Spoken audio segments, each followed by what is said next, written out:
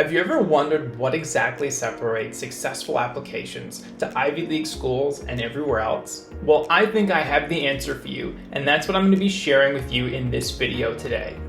Even if you aren't applying to an Ivy League school, I still think you can get a lot of value from the elements that I point out in this video. Hey guys, I'm Zane. I'm a PhD in the social sciences. I teach academic English, research skills, and I help students study overseas and get through undergraduate and graduate programs. I also teach group EAP courses and provide one-on-one training in academic English, research design, and university applications, including editing CVs and SOPs.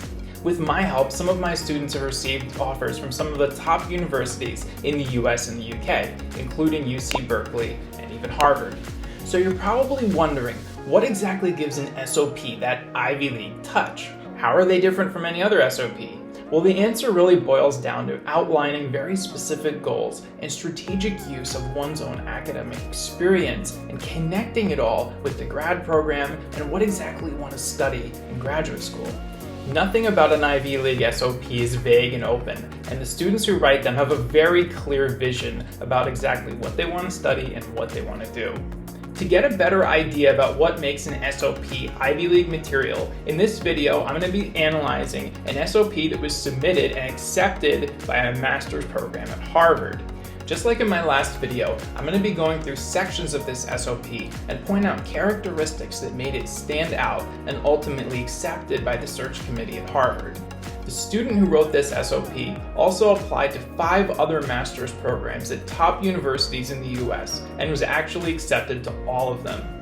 Just a quick disclaimer, some of the language in this SOP is quite advanced and technical, so if you aren't well versed in the fields of history, ethnic studies, and cultural studies, fear not, because this SOP was intended to be read by experts in the field.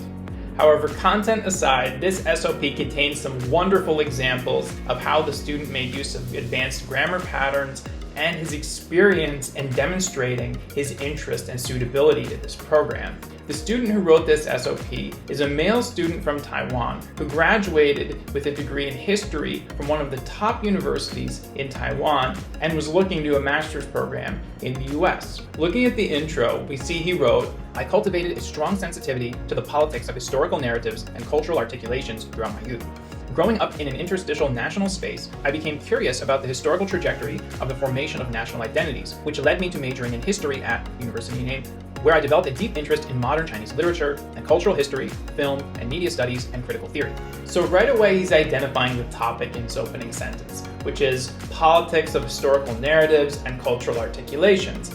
He then uses some advanced academic vocabulary, such as national interstitial space, and mentioned how his personal interest inspired him to major in history. In the final clause of this sentence, he mentions how his academic experiences formed his interests, which is important as it relates to what he wants to do in his master's program at Harvard. He's not just mentioning this just because. He has a specific reason for doing so. In the first body paragraph, he writes, "In my first 3 years in university, I received training in both history and Chinese literary studies, which provided me with a solid methodological foundation for engaging with interdisciplinary cultural studies. Inspired by approaches of new historicism and critical discourses such as queer theory and postcolonialism, I recognized the significance of challenging established historical narratives and rewriting history from peripheral perspectives. In my sophomore year, I completed a term paper on this paper, which revealed dissonances submerged beneath the monolithic surface of literature in socialist China, and thus challenges the official Chinese literary historiography, was central in allowing me to receive a scholarship worth $30,000 from provided by the Taiwan." Wow, there is a lot of information packed into this paragraph, but he does several key things here. He mentions the name of a field, interdisciplinary cultural studies, also names some relevant key theories and concepts such as queer theory and postcolonialism, and most importantly, he features a paper that he wrote and told us a little about it, also evoking some advanced academic vocabulary that's often used in the field of history. And he didn't just tell us that he wrote a paper, he told us what he argued in that paper, what he came to realize after writing that paper. And lastly, he also stated the outcome of this paper. It wasn't just a paper that he submitted and got a good grade on, it helped him get a scholarship worth $30,000 and was sponsored by That sounds really impressive, and that's obviously something that the people at Harvard would like to hear. As we can see, this is a very powerful example. It's very detailed. He shows that he obviously knows what he's talking about, and that he's already been recognized for some of his achievements. In the next body paragraph, he writes, "With this funding, I studied at top US school as a visiting student during my senior year, which greatly enriched my understanding of modern Chinese film and media culture. While enrolling in courses on East Asian film and media, I was impressed by audiovisual media's potential to be used as a prism through which to study cultural history and examine the mediation of historical memory." So firstly, we see he's transitioning from the previous paragraph where he mentioned he got this funding and he's saying what he did with it. He's telling a story, and that story is leading up to him studying at Harvard. He also mentions names of courses that he took while he was studying at this other top US university in his senior year, and how that had an impact on his interests and kind of shaped the direction that he wanted to take in his studies. Also notice how there's a lot of emphasis on his academic experience so far. This is one big differentiating factor. By saying in the second sentence, audiovisual media's potential to be used as a prism through which to study cultural history and examine the mediation of historical memory, he's connecting what he learned with advanced academic concepts in the field of history to demonstrate his understanding. In the next paragraph, he starts to outline his study plan for his graduate program.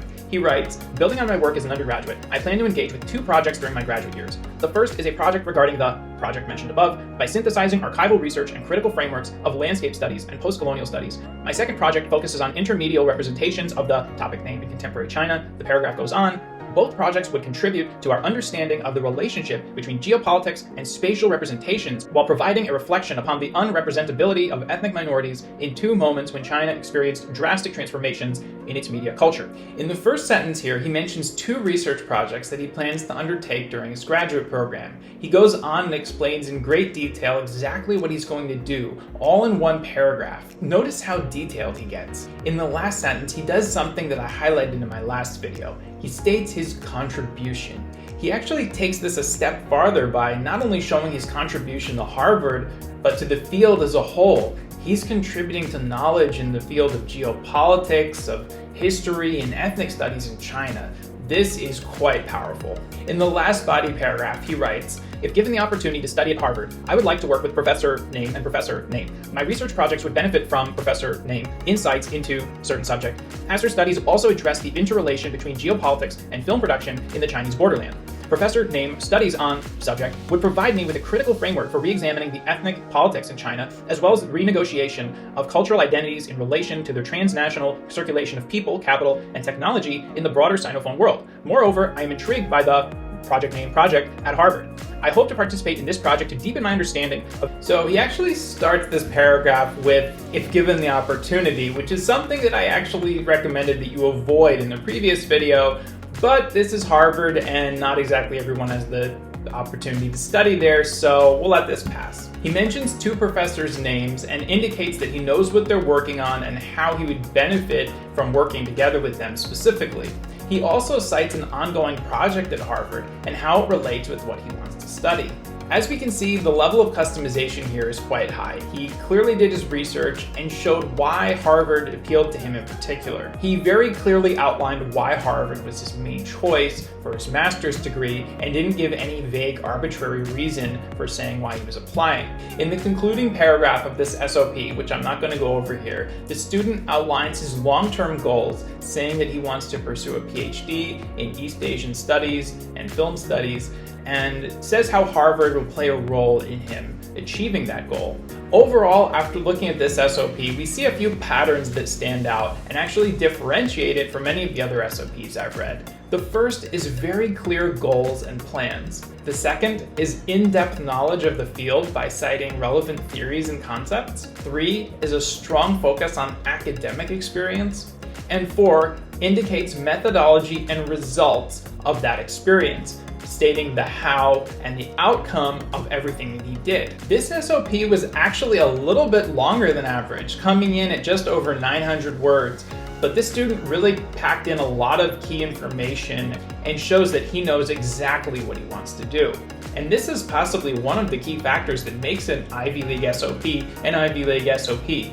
These students know exactly what they're doing and where they're going. I actually feel that knowing what you want to do and clearly expressing that is really the most important and outstanding thing about this SOP. And this should tell you that having a very clear vision of the what, when, where, and why of your grad program is extremely important when considering applying to a top-tier university. I hope going over this SOP was useful for you. If you found value in it, please like this video and subscribe to my channel. In the near future, I'll be putting out more content on related topics. I hope you enjoyed this video. See you guys next time.